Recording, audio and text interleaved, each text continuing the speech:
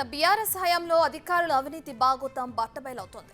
ఇటీవల హెచ్ఎండీ అధికారి శివబాలకృష్ణ చిట్టాను లాగుతున్న సర్కార్ ఇప్పుడు మాజీ సీఎస్ సోమేష్ కుమార్ పై గురిపెట్టింది. దీంతో సోమేష్ భూ బకాసురుడన్న విషయం వెలుగులోకి వచ్చింది.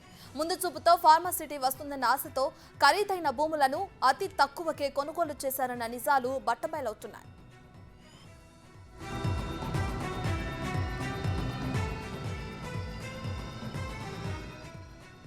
అంతేకాదు రైతు బంధు పేరుతో లక్షలు నొక్కేశారు సోమేష్ కుమార్. యాచారంలో కొన్న తన భూములను సాగు చేయగానే ఇప్పటి వరకు 14 లక్షల రూపాయలను తీసుకున్నట్లు రికార్డులు బయటపడుతున్నాయి. రాళ్లు గుట్టలుగా ఉన్న 25 ఎకరాల 19 గుంట భూమికి రైతు బంధు తీసుకున్నారు.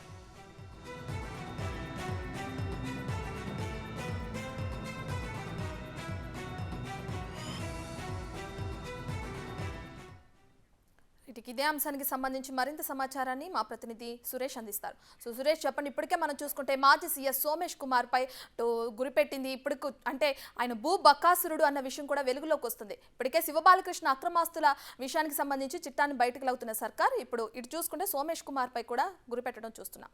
ఆయనకు సంబంధించిన పూర్తి డీటెయిల్స్ ఏంటి సురేష్? ఖచ్చితంగా ఆయన సీఎస్గా ఉన్నప్పుడు చీఫ్ సెక్రటరీగా ఉన్న సమయంలోనే ఈ ల్యాండ్ కొనుగోలు చేయడం జరిగింది. దీనికి సంబంధించి పూర్తిగా రైతు బంధు కూడా 2018 నుంచి ఇప్పటి వరకు 14 లక్షల రూపాయల పైన ఆయన భార్య అకౌంట్లో పడింది రైతు బంధు. ఇదే కాకుండా 150 ఎకరాలు మొత్తం ఇది ఒకటే బిట్టుగా చెప్తున్నారు. ఆ మిగతా 130 ఎకరాలకు సంబంధించి కూడా మొత్తం రైతు బంధు పడుతుందని చెప్పేసి కూడా ఈ గ్రామానికి చెందిన రైతులు చెప్తున్నారు. కొంతమందికి దళితులకి వివిధ ఇబ్బందులతోనే రైతు బంధు పడట్లేదు. కానీ ఇక్కడ ఎలా సాగు చేయకున్నా కూడా పూర్తిగా రైతు బంధు ఎలా ఇస్తున్నారు గత గవర్నమెంట్ ఇచ్చిందని చెప్పేసి కూడా వాళ్ళు ఆందోళన వ్యక్తం చేస్తున్నారు. ఖచ్చితంగా దీనిపైన విచారణ జరిపించాలి మొత్తం. ఎందుకంటే ప్రజల సొమ్ముని అప్పనంగా సీఎస్ 14 లక్షల పైన కొట్టేశాడు. ఎకరం మాత్రం 2.5 లక్షలకు కొన్న సీఎస్ ఇప్పుడు దీనికి సంబంధించి 14 లక్షల పైనే రైతు బంధు వచ్చిందంటే ఆయన కొన్న దాంట్లో సగానికి పైగా మళ్ళీ రిటర్న్ తీసుకున్నట్టే కనపడుతుంది. దీనిపై ఇక్కడ రైతులు ఉన్నారు, ఒకసారి మాట్లాడదాం. వారికి కూడా రైతు బంధు పడట్లేదు అని చెప్పేసి కూడా చెప్తున్నారు. చెప్పండి, అసలు దీనికి సంబంధించి 150 ఎకరాలకు రైతు బంధు పడుతుంది, మీకు పడబోయడానికి కారణం ఏంటి? అసలు ఇప్పుడు ఇక్కడ 150 ఎకరాలు అక్రమంగా సంపాదించారు. ఎట్లనో మొత్తం మీద గుట్టలున్నా రాళ్ళున్నా రైతు బంధు ఇచ్చేస్తున్నారు. మాకు 308, 309 సర్వే నెంబర్లో 10 మంది రైతులకు 20 ఎకరాల భూమి ఉంది. అక్కడ 20 ఎకరాల భూమికి ఇద్దరికి మాత్రమే రైతు బంధు వస్తుంది. మిగతా 8 మందికి రైతు బంధు వస్తలేదు. అలాగే ఇప్పటికీ ఇంకా ఆన్లైన్లో కాలేదు. ఆన్లైన్లో నిన్న ఒకరొకరికి 10 గుంటలు, ఒక ఆయనకి 8 గుంటలు, ఒక ఆయనకు 15 గుంటలు ఇట్లా చేసేస్తారు. చేసిన దాంట్లో కూడా రైతు బంధు రావట్లేదు. ఇట్లా ఎక్కడికెళ్ళో వచ్చి మా ఊళ్ళో ఈ 100 ఎకరాలు ఉన్న వాళ్ళకేమో రైతు బంధు ఇచ్చేస్తారు. మేము పేద రైతులం, అది దున్నుకుంటున్నాము. ఇప్పుడు లైవ్లో చూపించమంటే చూపిస్తాం, మేము దున్నుకుంటున్నాం, అది ఏటా దున్నుతున్నాం, కానీ మాకు రైతు బంధు పడట్లేదు. ఇది చాలా తీవ్రంగా మేము దళితులం, ఒక ఎస్సీ రైతులు ఉన్నారు అక్కడ, కానీ ఎవరు పట్టించుకుంటలేరు. ఎన్నిసార్లు ఆ భూమి యజమాని కటికొమ్మల వెంకటరెడ్డి ఆయన నేను అమ్మిన ఇది వాస్తవం, ఆ రైతులకు మీరు ఆన్లైన్ చేసి వాళ్ళకి రైతు బంధు వచ్చే విధంగా చేయండి అని కూడా ఆయనతో కూడా చెప్పించినాం. కానీ అయినా కానీ అధికారులు ఇప్పటి వరకు దాన్ని స్పందించలేదు. అక్కడ రైతు బంధు రాకుండానే ఉన్నది. మీరు ఎలా చూస్తారు? లక్షల రూపాయల రైతు బంధుని తీసుకెళ్లారు 150 ఎకరాలకు పైకి సంబంధించి, ఎట్లా చూస్తున్నారు? ఇప్పుడు ఈ దున్నని భూములకు గుట్టల పూర్ణ ఎవరెవరో ఎక్కడెక్కడికి వెళ్ళి వచ్చిన వాళ్ళకేమో క్లియర్ ఉన్నాయి, వాళ్ళకి రైతు బంధు పడడం జరుగుతున్నది. నిజంగా కూడా కరెక్టు ఆ ఉన్న ఎకరా అర్ధ ఎకరా చేసుకునే రైతుకు రైతు బంధు పడలేకపోతున్నది. దీనికి చాలా ఇబ్బందికరంగా ఉన్నది రైతులకు. ఏదున్నా ఇప్పుడు ఈ సోమేష్ కుమార్ అనే భూమి ఏదైతుందో ఒకవేళ ఆయన పాడు చేసే సంపాదించినట్టయితే మా ఊళ్ళో పేద రైతులకు ఆ భూమి పంచాల్సిందిగా మీ ద్వారా మేము తెలియజేస్తున్నాం ప్రభుత్వానికి. అలాగే మా ఊళ్ళో ఈ సమస్యలు చాలా ఉన్నాయి. ఆన్లైన్లో కాక కొంతమంది నిజమైన రైతులకు రైతు బంధు వాడడం లేదు, ఆన్లైన్లో ఎక్కడం లేదు. వీళ్ళు కొన్న భూమే మొత్తం 50 లక్షలు కట్టిన అంటున్నారు, 25 ఎకరాలతో 19 గుంటలకి. కానీ 14 లక్షల రూపాయలు రైతు బంధు దాన్ని రిటర్న్ తీసుకున్నారు కదా. ఇప్పుడు అసలు ఈ దున్నన వాళ్ళకి రైతు బంధే ఇవ్వద్దు. ఎక్కడెక్కడికి వెళ్ళో దందాలు చేయనీకి వచ్చిన వాళ్ళకి రైతు బంధు ఎందుకు ఇవ్వాలి? నిజమైన రైతులకు ఇవ్వకుండా వీళ్ళకి సోమేష్కి ఎందుకు ఇవ్వాలి? వీళ్ళకు అప్పనంగా సంపాదించిన భూముల మీద అసలు రైతు బంధు ఇవ్వద్దు. ఒకవేళ ప్రభుత్వానికి నష్టం చేసి సంపాదించినట్టయితే ఆ భూమిని మా ఊళ్ళో పేద రైతులకు పంచాలి. అంటే మొత్తం ఇంకా ఇక్కడ బాట లేని రైతులను కూడా ఈ భూమి కొనుగోలు చేసిన వాళ్ళు నడవనీయట్లేదు అంటున్నారు కదా, ఎందుకు అసలు? అంటే ఇప్పుడు ఏమవుతుంది, వీళ్ళు 150 ఎకరాలు చేసారు ఇక్కడ. ఇప్పుడు ఎవరో వచ్చి ఎకరా 2 ఎకరాలకి కొనలేరు కదా, ఏదేమైనా ఈయనే కొనాలి. కొంటే ఈయనే కొనాలి. ఆ పక్కలో వచ్చినోడు ఏం చేస్తాడు, 100-50 నేను గాయంతో ఏం చేసుకుంటా అని ఇతని దగ్గర నెగలలేడు. ఆడ వచ్చి 2 ఎకరాలు ఉంచుకోలేడు. రైతుకి ఇబ్బంది, పిల్ల అది ఇదో చేసుకుందాం అనుకుంటే భూమి అమ్ముకోవాలి. ఏం చేయాలి, అడిగి పావుచేరి ఇలా కట్టాల్సి వస్తుంది. అట్లా అవుతుంది. మరి 50 లక్షల రూపాయలు ఎకరం ఇప్పుడు పలుకుతుంది అంటున్నారు. మరి దారి లేకుండా ఎంతకు డిమాండ్ చేస్తున్నారు మీ రైతుల దగ్గర? ఇక ఓ 10-15 లక్షలు తక్కువనే అడుగుతారు. ఇప్పుడు ఉన్న రేట్ల కన్నా ఓ 10-15 లక్షలు తక్కువ అడుగుతారు. అంటే 2.5 లక్షల రూపాయలకే ఎకరం భూమి కొన్నట్టు గవర్నమెంట్ వాల్యూ ప్రకారమే చూపిస్తున్నారు. అప్పుడు 2018లో మొత్తం ఎంత కొనుగోలు చేశారు, ఎంత డబ్బులు ట్రాన్సాక్షన్ జరిగింది అనుకుంటున్నారు? అప్పుడులో దాదాపు 12 లక్షలు 13 లక్షలు పోయింది. ఇప్పుడు ఈ 2018లా 12 లక్షలు 13 లక్షలు ఉన్నది ఇక్కడ. ఎందుకంటే వేరే వాళ్ళు అడిగినప్పుడు కూడా అదే రేటు చెప్పుకుంటున్నారు వాళ్ళు. ఇప్పుడు 40-50 లక్షలు పోతుంది ఇక్కడ. అప్పుడు 13 లక్షలు ఉండే 2018. అంటే ఈ డబ్బులన్నీ ఎట్లా ట్రాన్సాక్షన్ జరిగి ఉంటాయి? బ్యాంకు ద్వారానా లేదంటే బ్లాక్ మనీ ద్వారానే ఇచ్చింటారా రైతులకి? క్యాషే ఇచ్చారు. క్యాషే అంటే ఇప్పుడు ఈ సోమేష్ వచ్చి కొనలే రైతుల దగ్గర. 2006లో ఈయన ఫస్ట్ గూడూరు వేణు అని కొన్నాడు. ఆయన 60,000కి ఎకరా కొన్నాడు ఫస్ట్. ఆయన దగ్గరికి వెళ్ళి ఆంధ్ర ఒక ఆయన రమేష్ బాబు అని కొన్నాడు. ఇప్పుడు మూర్తి అని చెప్పి చెప్తున్నారు చాలా మంది. ఆ మూర్తి ఎవరు, ఎందుకు ఇక్కడ భూమి కొనుగోలు చేశాడు అసలు? దాసరి రామ్మూర్తి వచ్చి కొన్నాడు. ఇక్కడ జనాలకు అందరికి తెలిసింది, రైతులకు అందరికి తెలిసింది దాసరి రామ్మూర్తి కొంటుండనే తెలుసు. కానీ ఈ సోమేష్ కొన్నాడు అనేది ఎవరు ఇప్పుడు మీరు నిన్న మొన్న మీడియా అన్నాకనే మాకు తెలిసింది. సోమేష్ కొన్నదన్న విషయం కూడా మాకు తెలియదు. లాస్ట్ 3-4 ట్రాన్స్ఫర్ అయ్యారు, మారిపోయారు, ఒకరొకరు మారిరు. వేణు మారిండు, ఈయన రమేష్ బాబు మారిండు, రమేష్ బాబు తర్వాత రామ్మూర్తి వచ్చిండు, రామ్మూర్తి తర్వాత ఇప్పుడు సోమేష్ వచ్చిండు. మరి సోమేష్కి సంబంధించిందే ఈ 150 ఎకరాలు అనుకుంటారా? అసలు ఏం చెప్తున్నారు వాళ్ళు కొనుగోలు చేసిన వాళ్ళంతా? ఇంకా ఫస్ట్ ఈయన రామ్మూర్తికి ఫస్ట్ మాకున్న కాడికి అందరు డ్రైవర్ అయ్యుకుంటూ వస్తారు. కానీ ఎవరెవరి పేరు మీద మారుస్తారు ఈయనదే అనుకుంటున్నాం. ఇప్పుడు సోమేష్ కంటే 25 ఎకరాలు ఉందంటారు. కానీ మిగతాది అందరికీ ఇక బినామీ పేర్లతో ఉన్నట్టుంది. ఆయనదేనా కాదా తెలియదు మనకైతే. మాకు ఇక్కడ అయితే అందరు తెలిసి ఇప్పుడు రామ్మూర్తిది అనేది తెలుసు అంతే, దాసరి రామ్మూర్తిది. అంటే ఇక్కడ గత ప్రభుత్వంలో సర్వే చేసిరు, ఫ్రూట్ ప్రాసెసింగ్ పెడతామని చెప్పేసి చెప్తున్నారు కొంతమంది రైతులు. రోడ్డు చేస్తాన్నారు. ఎక్కడి నుండి రోడ్డు చేస్తామన్నారు? ఎవరు వచ్చారు? ఏం సర్వే చేశారు? ఇప్పుడు మేము ఏమనుకున్నాం అంటే మా ఊళ్ళో ఏదో కొంత పని లేని వాళ్ళకి పని కలుగుతుంది అనేది, ఆ ఫుడ్ క్రాసింగ్ వస్తే బాగానే ఉంటుంది అన్నట్టు అనుకున్నాం మేము కూడా. మాకు ఈ ఊళ్ళంగా వెహికల్స్ రారాదంటే ఊరు పక్కకెళ్ళి మాట్లాడమంటే ఊరు పక్కకెళ్ళి బాటలు కూడా వాళ్ళని రైతులను అడిగి చూసినాము. మళ్ళీ క్యాన్సిల్ అయిందని ఇక ఆర్డీఓకి అనగానే మళ్ళీ మేము వదిలేసి ఊకున్నాం. ఇక వాళ్ళు సపడాకుంటున్నాం. అంటే ఎక్కడ ఈ నుంచి రోడ్ మీదకి పోవాలంటే ఎంత దూరం ఉంటుంది? ఎంత రోడ్డు అడిగారు వీళ్ళు? అంటే దాదాపు 1 కిలోమీటరు పక్కపెళ్ళి రావాల్సి వస్తుంది. ఊళ్ళంగా రాకుండా 1 కిలోమీటర్ రావాల్సి వస్తుంది. ఏమంటారు మరి అధికారులు? ఇంత పెద్ద ఎత్తున భూమికి అంతా కూడా కొనుగోలు చేస్తున్నారు. అసలు ఏం పెడతాం అనుకున్నారు?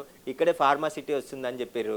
ఆ ఫార్మా కోసమే భూమి కొనుగోలు చేశారా లేదంటే ముందస్తు సమాచారం? ఫార్మా కన్నా ముందే ఉంది ఈ భూమి. ఇది 2006కి వెళ్ళి నడుస్తున్నది ఈ భూమి. కొనుక్కుంటా ఇక వాళ్ళు డబ్బులు ఉన్న వాళ్ళు కొంటా వరకు కొద్దిగా అమ్ముకున్న వాళ్ళు అమ్ముతా ఉంటే ఎక్కువ అవుతా ఉన్నది భూమి. ఎక్కువ అయింది. 150 అయింది. ఫస్ట్ 100 ఉన్నది, 70 ఉన్నది, 60 ఇట్లా పెరుకుంటూ వస్తుంది. ఇప్పుడు 180 దాకా అయింది. ఇక్కడ ఎవరెవరికి ఉన్నదో మాత్రం తెలియదు. ఒకవేళ సోమేష్ మాత్రం అవినీతి డబ్బులతోటి కొన్నట్టయితే మా ఊళ్ళో నిరుపేదలకు భూమి లేని వాళ్ళకు పంచాలి. మీ ద్వారా మీకు తెలియజేస్తుంది. అయితే ఇక్కడ భూమి లేకున్న వారికి 2-3 ఎకరాలు ఉన్న వారందరికీ కూడా రానివ్వట్లేదు అని చెప్తున్నారు కదా. ఎంతమంది ఉన్నారు అట్లా రైతులు? ఇక్కడ 4 రైతులు ఉన్నారు మధ్యలో. అటు నుంచి అయినా పట్టా భూములు ఉన్నాయి, ఇటు నుంచి అయినా పట్టా భూములు ఉన్నాయి. ఇందులోకి రావాలంటే పట్టాలకెళ్ళే రావాలి. సో ఇక రైతులు కొంతమంది ఏం చేశారంటే ఇంకా వాళ్ళని భూమి బాటా కొనలేక, ధైర్యం చేయలేక వీళ్ళకే అమ్మేసుకొని వెళ్ళిపోయారు. ఎందుకు మరి వాళ్ళు బాట అడిగితే ఇవ్వలేదా ఇన్ని ఎకరాల ల్యాండ్లో?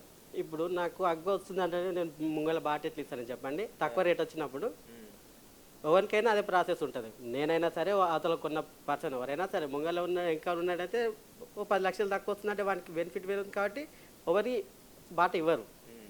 సో ఆ విధంగా వాళ్ళంతా అయితే ఎవరు చేయలేదు. కొంటారా అమ్ముతారా అమ్మరాని ఎవరు చేయలేదు. ఏంటంటే వాళ్ళకి రైతులకు అసలు మొత్తం అంటే ఇంకా రైతులని భూమి అడిగినట్టు చెప్తున్నారు. ఇంకా ఎన్ని ఎకరాలు కొందాం అనుకున్నారు? ఇక్కడ ఎంతమందిని రైతులను అడిగారు అసలు? ఇక్కడైతే ఒక 5-6 రైతులు ఉన్నారు కానీ ఆల్రెడీ అమ్మేసేసుకున్నారు. మొత్తం వాళ్ళకి అయిపోయింది. ఇక్కడ ఇంకా 4-5 ఎకరాల వరకు ఉంటుంది అంతేగాని ఇక్కడ అటు నుంచి అయితే మళ్ళీ అవతలకి అయితే మళ్ళీ అవతల ఇంకో రోడ్ వచ్చేస్తుంది. అక్కడ వేరే వాళ్ళు ఉన్నారు. అక్కడ ఇక వీళ్ళకి అక్కడ ఛాన్స్ లేదు. కొనుక్కుంటే మళ్ళీ ఆ రోడ్కి కొనుక్కోవచ్చు, వాళ్ళ ఇష్టం. అది ఇప్పుడు 60 ఫీట్ల రోడ్డు తీద్దాం అనుకుంటారు. ఇక్కడ నుండే తీద్దాం అనుకున్నారు స్ట్రైట్ రోడ్? స్ట్రైట్ రోడ్ ఇక్కడ నుండి 1 కిలోమీటర్ వెళ్తే ఇక్కడికి వెళ్ళి నాగిళ్ళ కొత్తపల్లి రోడ్కి వచ్చేస్తుంది. అక్కడికి వెళ్ళి బేరం జరుగుతూ ఉంది. అది ప్రాసెస్లో ఉంది. అది ధర బట్టి కొంటారు, లేకపోతే లేదు. ఇప్పుడు మీరు రైతు బంధు పడట్లేదు అంటున్నారు. రైతు బంధుకు సంబంధించి అగ్రికల్చర్ ఆఫీసర్లకు కానీ ఈ వాళ్ళ దృష్టికి తీసుకెళ్లారా మీరు?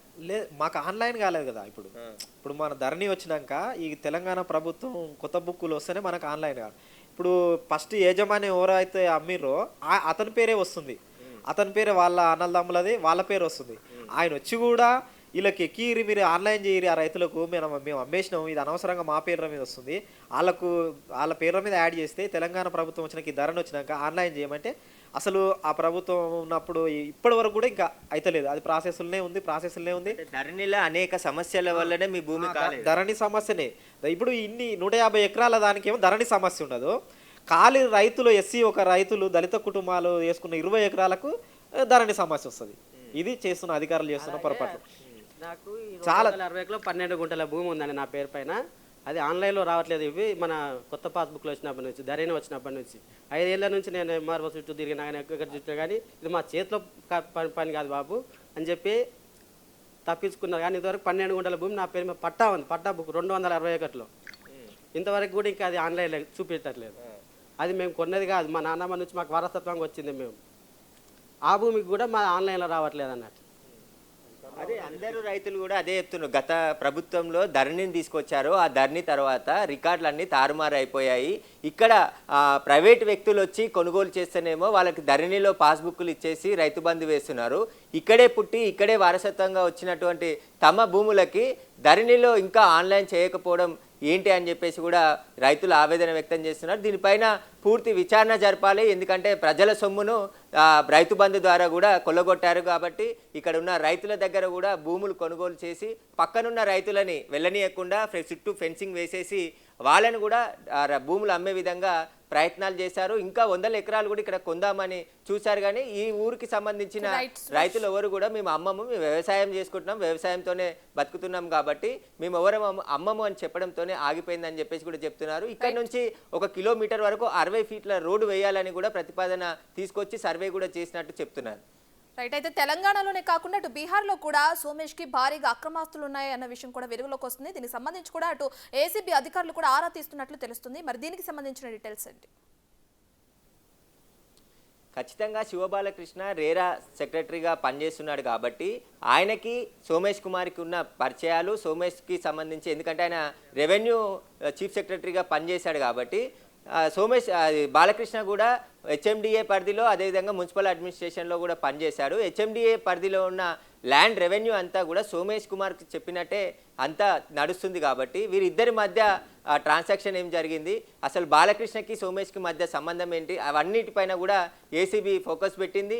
ఎందుకంటే ఆయన హెచ్ఎండిఏ పరిధిలో చాలా రెవెన్యూ సమస్యలు ఉన్నాయి. ఆ రెవెన్యూ సమస్యలను సాకుగా చేసుకొని చాలా అక్రమాలకి సంబంధించి అక్రమాస్తులు సంపాదించినట్టు ఏసీబీ అధికారులు గుర్తించడం జరిగింది కాబట్టి అందులో భాగంగానే ఇక్కడ ఈ 150 ఎకరాలు బినామీ పేరు మీద కొనుగోలు ఏమైనా చేశారా అనేది కూడా పూర్తి దర్యాప్తు చేయాలని చెప్పేసి కూడా సామాజిక వేత్తలు చెప్తున్నారు. దీనికి సంబంధించి ఈ రెవెన్యూ పరిధిలో ఈ గ్రామకు సంబంధించిన రెవెన్యూ పరిధిలోనే 150 ఎకరాలు కానీ ఇంకా ఎక్కడెక్కడ ఉన్నాయి, బినామీల పేర్లపైన ఎన్ని ఆస్తులు ఉన్నాయి, వీటన్నిటిపైన కూడా విచారణ జరిపించాలి. సోమేష్ కుమార్ బీహార్లో కూడా పెద్ద పెద్ద షాపింగ్ మాల్స్ కూడా నిర్మించి అక్కడ కోట్లలో అద్దెలు వస్తున్నాయని చెప్పేసి కూడా ఆరోపణలు ఉన్నాయి కాబట్టి వీటన్నిటిపైన కూడా విచారణ జరపాలి. ఈ 150 ఎకరాలకు సంబంధించిన ల్యాండ్ను కూడా ఇక్కడ ఈ ఊర్లో ఉన్న పేదలు రైతులు భూమి లేని రైతులకి పంచాలని చెప్పేసి ఇక్కడ ఉన్న రైతులు డిమాండ్ చేస్తున్నారు. ఖచ్చితంగా దీనిపైన పూర్తి విచారణ ప్రభుత్వం జరిపించాలి. ధరణిలో చాలా సమస్యలు ఉన్నాయి. ఆ ధరణికి సంబంధించి మా ఊర్లోనే 10ల సంఖ్యలో రైతులు ఉన్నారు. ఇప్పటికీ ఆన్లైన్లో తమ భూమి ఎక్కడం లేదు, దానికి సంబంధించి రైతు బంధు రావడం లేదు. కానీ ఇక్కడ ఎలాంటి మనం ఒకసారి చూడొచ్చు, చుట్టూ కొండలు రాళ్ళు అడవిలాగా ఉన్న ఈ 150 ఎకరాలకి రైతు బంధు వేశారు.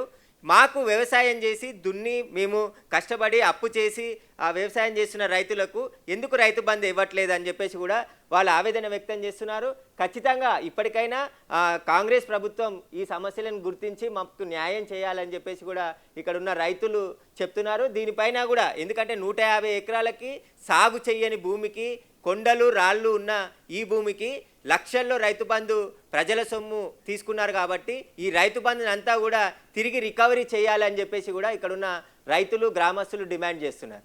రైట్ సురేష్, మీరు చెప్పినట్లే అక్కడ చూసుకుంటే రాళ్ళు గుట్టలుగా ఉన్న అక్కడున్న స్థలంలో కూడా రైతు బంధు విడుదలైందంటే దీన్ని ఎలా చూడొచ్చు అంటారు? అప్పుడున్న అధికారుల కనుసన్నల్లోనే ఇదంతా జరిగిందంటారా?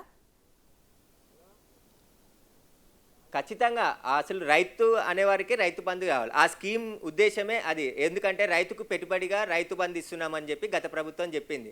కానీ ఇక్కడ ఎలాంటి సాగు చేయకుండా ఎట్లా రైతు బంధు ఇచ్చారు, ఎట్లా ఎంక్వైరీ చేయకుండా, అంటే తెలంగాణలో ధరణిలా ఎక్కిన పాస్బుక్లు అన్నిటికి కూడా రైతు బంధు పడింది అని చెప్పేసి కూడా చెప్తున్నారు. ఇట్లానే వందల వేల ఎకరాలకి రైతు బంధు పడింది.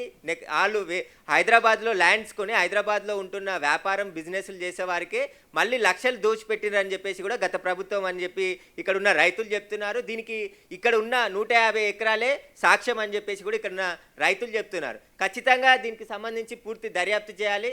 ఆ ధరణిని తీసుకొచ్చిందే ఇలా డబ్బులు కొల్లగొట్టడానికి, ప్రజల సొమ్ముని ఈజీగా తమ అకౌంట్ల ద్వారా, అంతా కూడా బ్యాంకు ద్వారా రైతు బంధు పడుతుంది కాబట్టి లక్షల రూపాయలు వాళ్ళ అకౌంట్లోకి వెళ్ళిపోయాయి.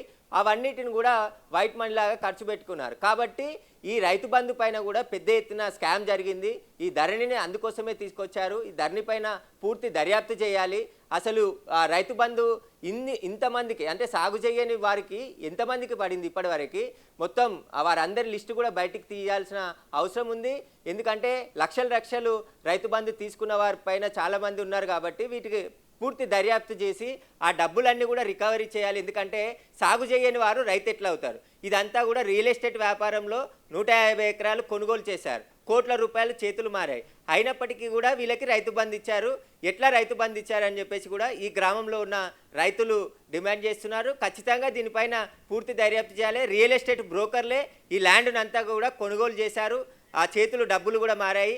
అంతా కూడా క్యాష్ రూపంలోనే రైతులకు డబ్బులు ఇచ్చారని చెప్పేసి కూడా ఇక్కడ ఉన్న రైతులు చెప్తున్నారు.